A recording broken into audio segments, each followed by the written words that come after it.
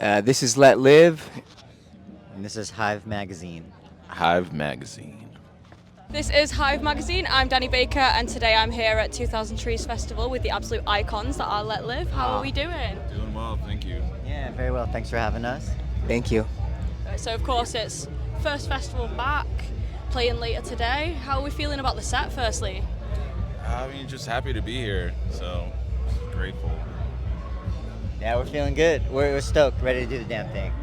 Yeah, it's kind of the theme of the tour. Is just we're just happy to be here.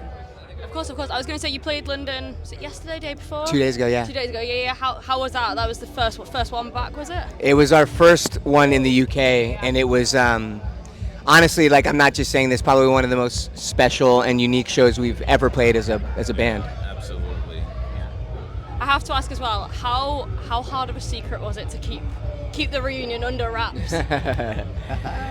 We honestly, it was so fast, like, because we had been talking about it amongst ourselves for a while, and then when we pulled the trigger, it all just kind of happened quickly. Because we, again, in true Letlive fashion, we were just like, hey, let's just put out a blast and put out an email and tell people to hit us up, and we'll book a tour. And so it was like, it all happened pretty quickly, so we were able to kind of keep it. Yeah, everything organically just fell into place the way it was supposed to. So we didn't really make. Yeah. I mean, the announcement, the 2000 Trees announcement especially, there was a lot of kind of talk around it for a while. Yeah. There was like teasers about like that reunion set that was going to break the internet. Yeah. How was it for you guys seeing the reception, seeing all the comments, seeing that everybody is still excited about Letlive after all these years? Yeah, just the fact that our fans stuck through it and are still showing love, you can't beat that. Yeah, I think it's a very surreal experience for us to be here right now. Even waking up this morning, it's like, where, how the fuck did we get here? How is this happening? But we're so grateful and we're so happy and just here to share love and the experience with everybody. So. Of course. And you guys also, you revisited your album, The Blackest Beautiful. That was released about a month ago, I think it was now.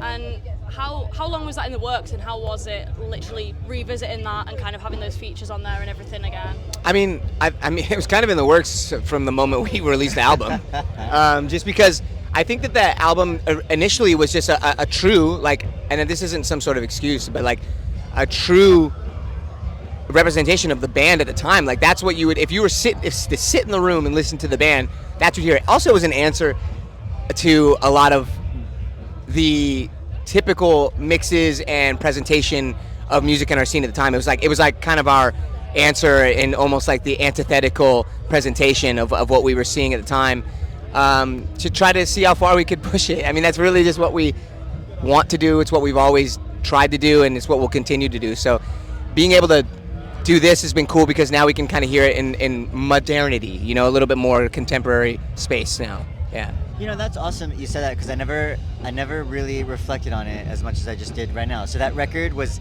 I think, the message, and it was there sonically, the songwriting and whatnot, but it wasn't so much clarity in the sonic value of the mixes, right? And I think that's kind of how we were when we were younger. I think it was knowing what we stood for and what we wanted to do, but I think we were missing just the clarity, the aspect of maybe clarity in that era of our lives. And I think now is a direct representation of where we are, because I think we redid the record. It's very clear, everything is there, and I think again, the evolution of our lives and growing up and being the men that we are today is, we have a very clear vision of the things we want and how we want to pursue this journey. So that's fucking cool. Yeah. I also think the fans wanted that as well.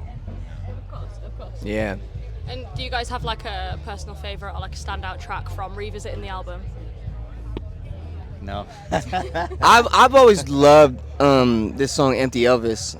I just think it's so cool. I just think it's so, and also like the way that song came together, like it was actually probably the most piecemeal Letlive song I can think of for a while, because I think I can't remember how it started, but I just remember being in my living room. Mind you, I was living on my two homeboys' couch at the time, and I had my acoustic guitar and some clothes, and they had just left for work. I tried not to sing or write when they were like sleeping, because they had real jobs and shit. They just left for work, and I remember just writing that chorus on my acoustic guitar and being like, I don't know how this is gonna translate, and then bringing it to the guys and being like, that's why I'm in a band. Because I didn't know how to translate that chorus from that setting to what we did, and I don't know. That's just like a big one for me, I suppose.